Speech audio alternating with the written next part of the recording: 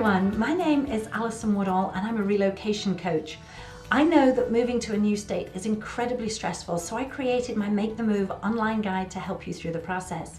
Through a series of short videos and check sheets, I will show you how to find the perfect town, calculate your budget, find a home, a job, healthcare and schools. And then I'll help you manage the anxiety and the doubt that you feel as you pack up and leave. Because when you have a step-by-step plan that takes care of every issue, you can stop worrying and focus instead on the amazing life that you're about to begin in your new state. Well, today I am going to share with you a live that I recorded in the Facebook group that I'm the admin for, all about how to pack up and move to your new state.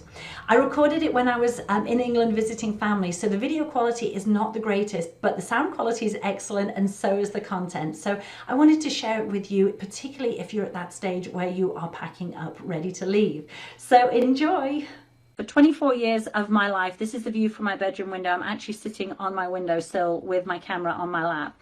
So if it wobbles a bit, I'm sorry, but hopefully being able to see the view behind me and getting a taste of England, and you can see the English flag there, which if the wind will blow, it will be very pretty. So hopefully this makes it just a little bit more interesting for you. But before I get started on the 13 steps to packing up and moving your home, I wanted to take a couple of minutes just to talk with you about how moving to a new state allows you to keep the best of California and all of those things that make you Californian, and you get to combine it with all the things that you are going to love so much about your new state.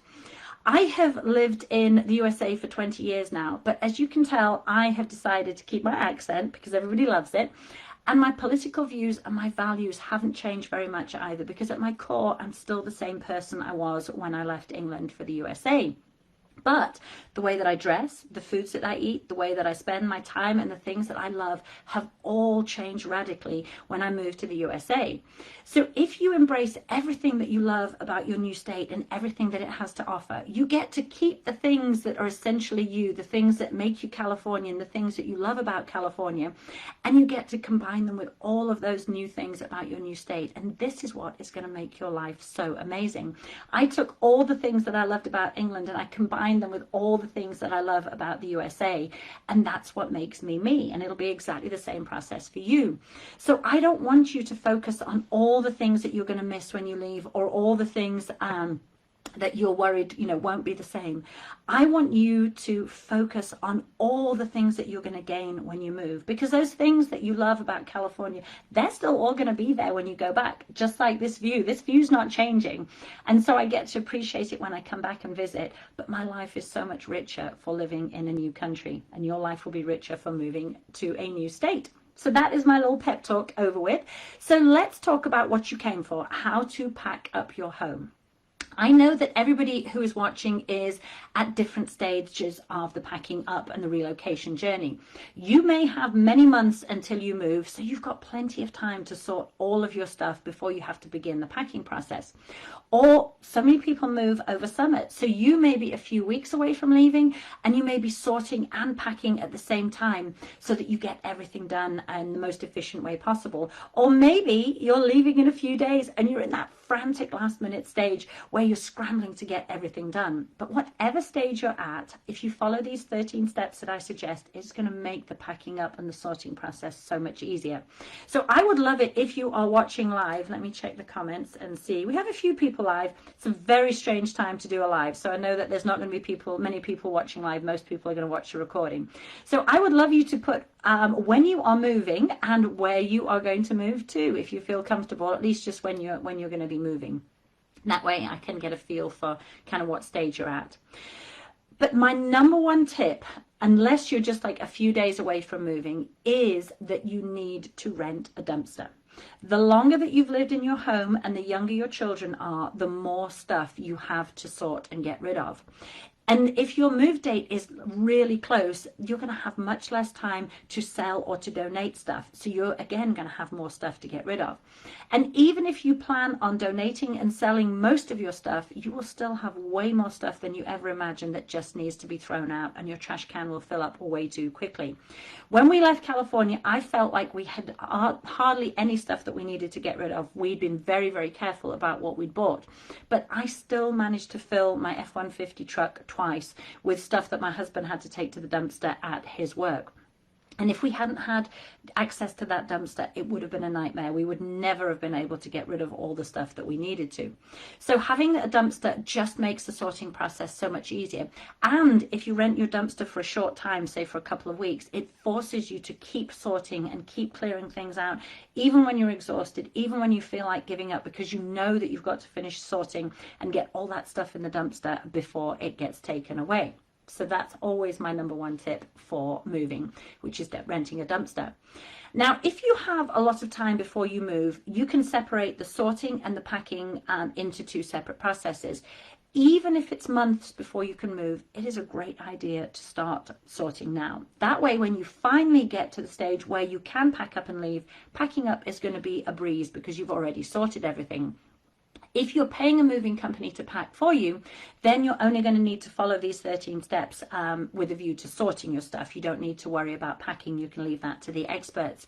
And if you watch my video on the Leaving California YouTube channel with attention to detail moving, you will know that paying someone to pack up your home is incredibly affordable. I've always packed up myself, and because I just never talked to a moving company, I didn't realize how affordable it was. So if you're interested in watching that video, you can, there's a link in the notes section to the Leaving California YouTube channel, and there's lots of interviews that I've done, lots of videos I've done with moving companies, and they have so much great advice. So we have moved many times, and each time we've done it ourselves, and we've moved very quickly. So these are the steps that we follow. Number one, start right now. You have so much more stuff than you could ever imagine, so don't leave sorting and packing to the last minute. I like to write a list of all of the areas or all the rooms that need to get packed or to get sorted, and then as I complete each area, I cross it off the list because it makes me feel really accomplished.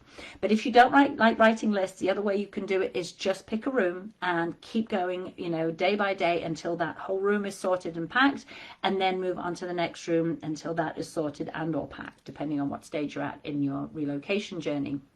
But whatever system you decide, start sorting now, especially if your move date is in the next few months, or especially if it's in the next few weeks. Step number two is to clear an area where you can stack your packed boxes if you're sorting and packing at the same time, or if you're at the packing stage. A garage is ideal, but if you live in an apartment, you could use, or a small, house, or you don't have a garage, then you can use an area just in one corner, say, of your living room. When we lived in a tiny apartment in Tampa, all we did was take the legs off our dining table, ready to pack it flat in our pod, and then we used the space where the dining table had been to stack our boxes. As we cleared a room and packed it, we would just stack the boxes where the dining table used to be, and it just makes it so much easier to have kind of, I call it a pre-staging area. So when your pod arrives, or your truck arrives, or the moving company arrives, all your stuff is in one area. But once you begin that sorting and packing process, there are three critical questions that you need to ask yourself regarding every item that you are thinking of taking with you. The first question is, do I love it enough to take it with me? Because if you don't love something, why are you taking it with you? The second question you need to ask yourself is, will it fit in my new home? Now, this is physically fit, like with a couch or a bed, is it going to fit in your new home? But it also, is it going to fit with the aesthetic of your new home? So if you are moving from an old home into a brand new home, do you want to take old things with you? Or do you want that new modern kind of, clean lines aesthetic?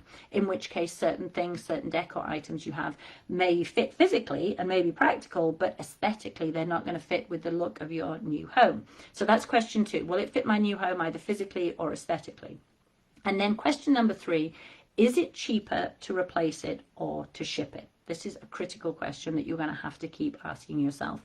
And going online, talking to moving companies is the best way to figure out, particularly for bigger items, the cost of shipping. And obviously Google search will be able to tell you how much it would cost to replace that item, and also what the lead time is on the delivery of that item if it's a furniture item. But we'll get to that in a minute. So once you have started packing, you've cleared an area to stack your packed boxes. Step number three is to start with the worst area. This is the area that you are dreading sorting because there is so much stuff there, or it's just kind of yucky stuff. This is things like your garage, if you have a shed, if you have a storage unit, or if you have a basement. Those tend to be the worst areas that people put off and put off. I always say start with your worst area first, because when you begin your relocation journey, you're excited, you're motivated, you've got energy, and you're not exhausted. So get that worst part done first. Don't leave it until you're absolutely exhausted and drained at the end of your moving process. However, if you feel completely overwhelmed by the idea of packing up and leaving, you may actually find it easier to start with an area that is easy to sort, or an area that is easy to pack up. For example, I'm not really a clothes person, so packing up clothes and closets is quick and easy for me. So if I wasn't feeling motivated, or if I was struggling and feeling overwhelmed, I would actually start in my closet, because it's quick and easy, and then I can look at my closet and it's one area that's clean and tidy and sorted, and then that will give me the motivation to move to a slightly more challenging area. So if you're dreading packing up, start with somewhere easy, with an easier area. But for most people, step number 3 is to start sorting and packing the worst area first. And then step number 4 is to sort your kitchen. Your kitchen is filled with so many heavy items and bulky items and so many things that you only use for special occasions. So you need to decide if each item is worth shipping, or if it's just going to be cheaper to buy new. I like to use the example of, if you have mismatched Tupperware or Glad boxes or Ziploc boxes, whatever you like to use, or the deli meat boxes.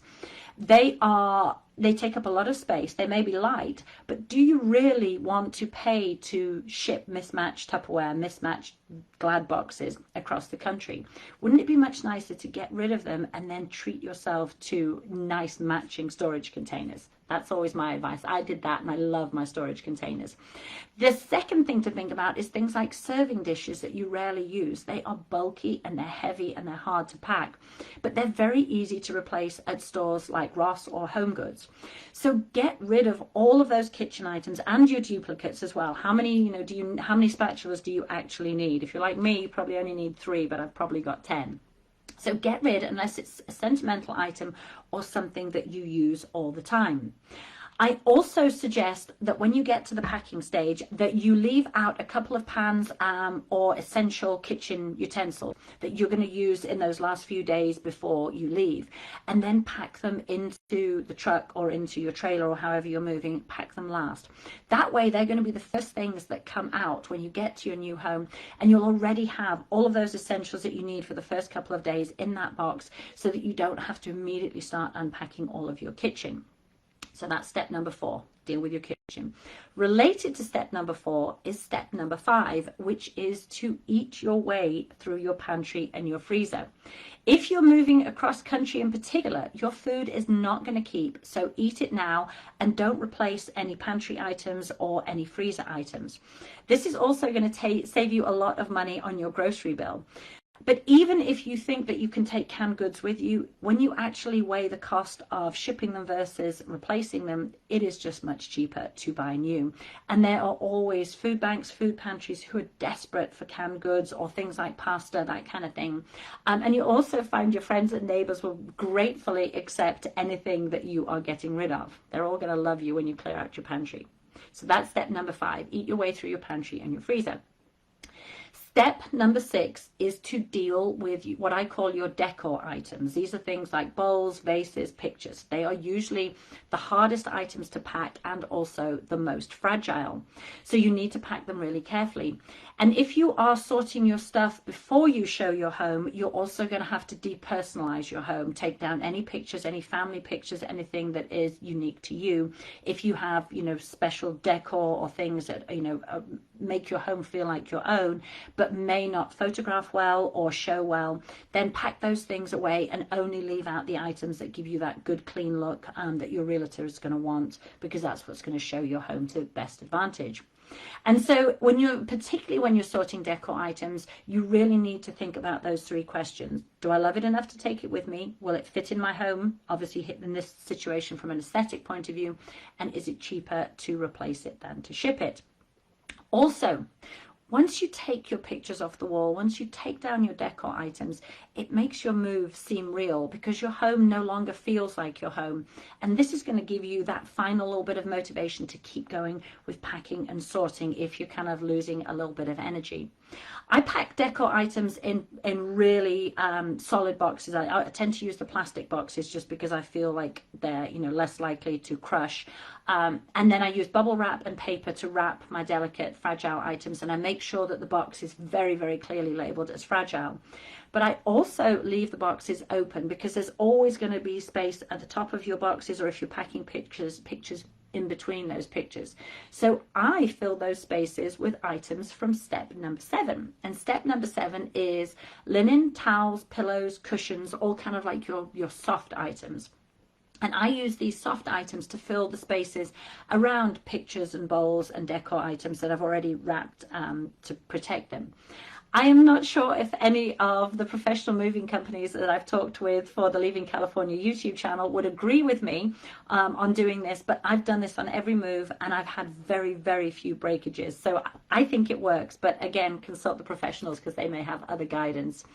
I also use old comforters and towels for padding furniture when we actually stack it in the moving truck or in the pod, instead of using moving blankets, because we've always moved on a really, really tight budget. We want to move as cheaply as possible because we love to take a big long road trip to get to our new state. So that's where we want to spend our money, not on moving blankets. But again, the professionals will tell you that your things will travel much better if you actually use good quality moving blankets. And obviously, if you pay a company to come in and pack for you, they'll take care of all of that.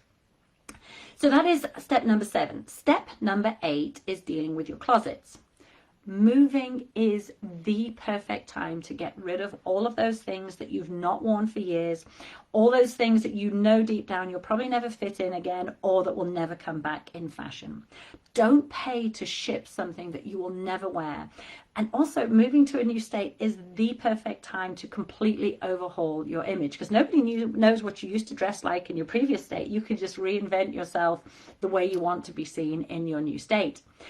I just pack our clothes in regular boxes. I have never used the wardrobe boxes, but like I said earlier, clothes really aren't my thing. So if you have expensive items and you love your clothes, then certainly use the wardrobe boxes or the closet boxes and pack everything very carefully. But once you get all those clothes out, it just makes your home feel a lot, more empty and like your move is really happening.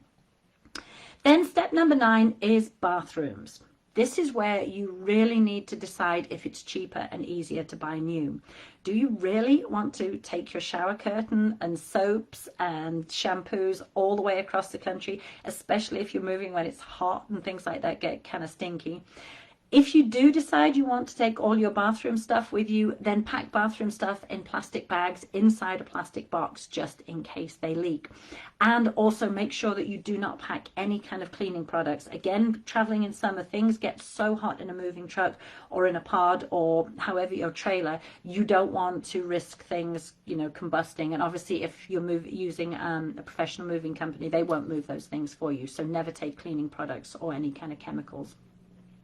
Then step number 10 is dealing with books and photograph albums. I tend to leave this to later in the process because you can sit on the couch watching TV and sort through your books or sort through your photograph albums when you're exhausted from, say, cleaning out the garage or cleaning out the shed. I also suggest that you only take books that you know that you are going to reread or that you use regularly for reference, or maybe your children's favorite storybooks. If you are someone who loves photograph albums, and I used to be, consider just using your phone to take pictures of your pictures. It's the easiest and quickest way to digitize them. Now, they're not perfect, but it's good enough to just be able to store that memory for you, because photograph albums are so heavy and they take up so much space. And I'm talking from experience because we moved twice and we took 5 plastic totes of photograph albums with us. And after I'd carried them up, I think it was 14 stairs into an apartment in Florida, I said, I am never doing this again. And I just literally took photographs of my photographs. And then I just kept a few very sentimental photograph albums for So if you photograph albums, or if you have scrapbooks, or if your books are very sentimental to you, keep the ones that you really, really love, and then pack them in, very sturdy boxes and stick them in the truck or in the trailer first, because then you can pack on top of them. They're going to be so heavy, you don't want to have books or heavy boxes high up in the stack. Step number 11 is dealing with what I call with documents or kind of office stuff, things that are work related. I suggest wherever possible that you scan documents using your phone. There are several apps out there that allow you to scan things very clearly, and it's just as simple as taking a photograph. You don't have to worry about some kind of fancy electronic scanner. And then I suggest that you shred any other documents, because the last thing you want is a box of your critical documents to get lost in transit. And you also need to make sure that you keep essential documents like birth certificates, passports, or wills or anything like that with you when you actually travel. You don't want to put those into a moving truck. I also suggest that you log all of the details of important businesses, banks, credit card companies, utility companies, account numbers, contact numbers, addresses, that kind of thing if you need them, so that when you move, you can notify them of a change of address, or if an emergency happens, you've got all of that contact information with you. And then step number 12 is dealing with your furniture. And again, going back to those 3 really important questions. Do you love it? Will it fit? And is it cheaper to ship it? This is the most important time when you think about those 3 questions, because if it's going to be cheaper to buy it new, especially for bulky items, you don't want to ship your couch over, across state lines when you could buy it new for cheaper than the shipping cost. But you do also need to take into account the increased cost of buying things since COVID happened, and also the fact that it could take you 8 to 12 weeks for a new furniture item to be delivered. So if you love a piece of furniture, or if it's new, then pay to ship it. But if it's old, if you don't love it, or it's not going to fit physically or aesthetically into your new home, don't take it. It's just not worth it. We sat on patio furniture for 6 weeks waiting for our couch to be delivered when we first moved to California, but it was worth every single day that I sat on that uncomfortable patio furniture, because I loved my new couch. Then when we moved to Georgia, my couch was still new, I still loved it, and I knew that I couldn't replace it for the cost it was going to cost us to ship it, and I also knew I'd probably have to wait 8 to 12 weeks if I did decide to replace it. So for us, it was a very easy decision. It was much easier and cost effective to ship it. So you just need to look at every item and decide, whether you should ship it or whether you should buy a replacement. If you are packing your own stuff, when you get to the packing stage, I suggest you take off the legs off everything that you possibly can. You take everything to pieces and get it as flat as possible with furniture items. We pulled all of our patio furniture to pieces so that it would pack flat. The flatter you can get things and the more easily you can stack them, the more stuff you are going to get into your truck or into your pod if you are moving yourself. The other thing that I suggest is that when you dismantle beds and desks and chairs and all of that kind of thing, that you put the hardware and the screws into a Ziploc bag and label what the screws and the hardware go to, and then tape it to the furniture when you pack it, because there's nothing worse than getting to your new home, trying to reassemble the bed and find out that you've lost the screws or the hardware. And then the final step is dealing with electronics. If you are like me and you struggle to figure out what to plug in where, take a picture of the back of TVs or electronics before you pull all the wires out. You can also put a bit of masking tape or painter's tape on each wire and label what it goes to. And then keep all the wires for certain electronics in the same bag, and if possible, tape it to that electronics. That is going to make your life so much easier when you get to your new state to set things up. So that is it. Those are the 13 steps for sorting and packing your home. Obviously, it's going to be different depending on if you're moving yourself or if someone is going to come in and pack up for you. And also whether you're just doing that initial sort or whether you're actually sorting and packing up as you go because you're leaving in the next few days or few weeks. But if you follow these steps and you start packing or sorting now, your move is going to be so much easier. But I know that summer is the critical time when when a lot of people, particularly if you have kids, this is the key time to pack up and move. So I wanted to share a few tips just for those of you who are in the final stages of packing in the last few days before you leave. My number one tip is, if you have children, get them involved. Even if they're little, get them to put their favorite toys into a box that you can pack last, so that then it's the first thing out of the truck when you get to your new home. Or if you have space and you're driving, get them to put their favorite toys into a box that you can take with them to keep them happy when you make your hotel stops. Your kids are so much more capable than you realize, and by making them help, you are teaching them vital skills for life, especially if they're older. We left California in 8 days, and we could not possibly have done it if it hadn't been for our 13 and 15-year-olds. They packed up all of their own stuff, including taking apart their beds and desks. So make your kids help. Our kids had such a sense of achievement, and it felt like, you know, a big family adventure because they were so involved and so important. Then tip number 2 is to pack a case only with the essential stuff that you're going to use on your journey to your new state, and ship everything else. Your vehicle is going to fill up so fast with all the stuff for a road trip, so you want to get as much stuff as possible into your pod, into the moving truck, and not in the vehicle with you. Then tip number 3 is to clear one room at a time and leave only those essentials in that room, just maybe a mattress and sleeping bag and pillow. And also, if you have multiple bathrooms, just use one bathroom in the final few days so that you can clear everything out of all the other bathrooms. That way you can see exactly what is left in each room. And those final things that you have are going to take up way more space than you actually imagine, but I'll get to that in a second. Tip number 4 is schedule meals out and goodbye kind of thing, get-togethers to say goodbye to family and friends at least a week before the date that you leave. This is going to save you cooking in that week before, and you can focus the last couple of days on packing and not be distracted by saying goodbye to people. And also, probably after you've had a hard day of packing and you've gone through all the emotions, because you are going to go on this emotional roller coaster the closer your move gets. Even if you're really excited about your move, the closer the move gets, you're going to start to doubt, you're going to start to get anxious, and that's not when you want to say goodbye to people. Get it all done the week before you leave. And that brings me to tip number 5, which is to tell all your friends that they will not hear from you for the last couple of days. It wastes so much time texting people or replying to texts, answering calls from people who want to say goodbye before you leave. That time needs to be focused on all of those last minute packing things.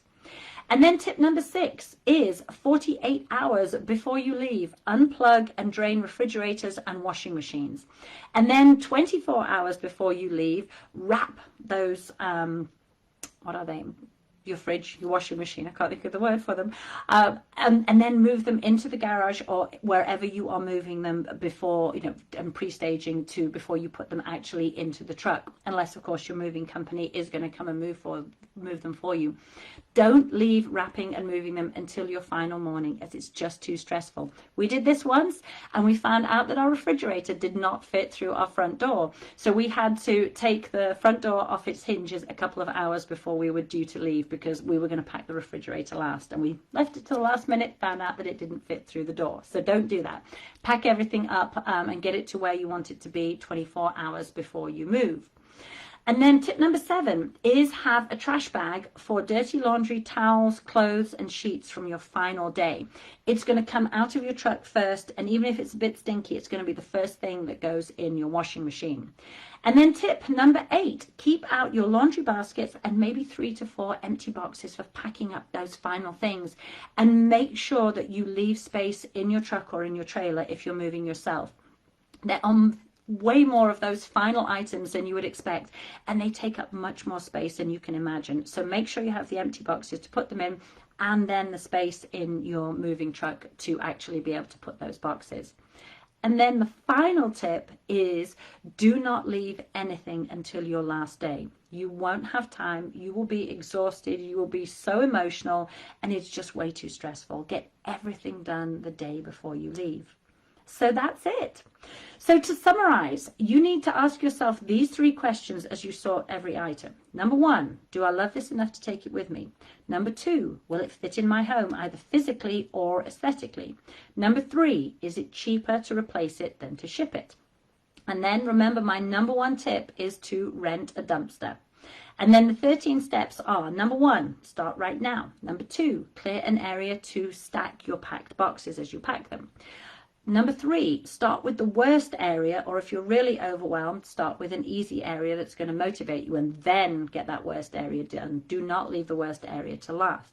Number 4, pack up your kitchen. Number 5, eat your way through your pantry and freezer. Number 6, deal with decor items. Number 7, pack linen, towels, pillows and cushions.